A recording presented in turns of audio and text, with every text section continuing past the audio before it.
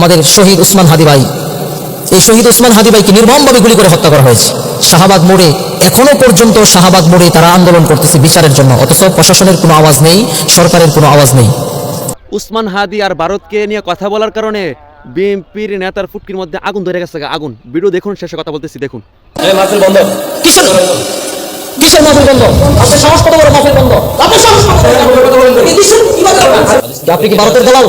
আপনি কি ভারতের দালাল? আপনি কি ভারতের দালাল? আপনি কি ভারতের দালাল? এখান থেকে ওনার সরান, সরান ওখান থেকে ওনার সরান। আর আমি আলোচনা করবো না, আমি চলে যাবো না, আমি চলে যাবো ওখান থেকে। আলোচনা আমি চলে যাবো। কিসের চলে যাবো? আপনার মতো নেতা কিসের উল্টাপাল্টা কথা বলছি? আমি কিসের উল্টাপাল্টা কথা বলছি? আমি কি, আপনি কি বলছেন? আমরা তো আগে ভাবতাম আওয়ামী লীগ ছিল ভারতের দালাল, এখন বিএনপির কিছু নেতাকেও দেখি ভারতের দালাল।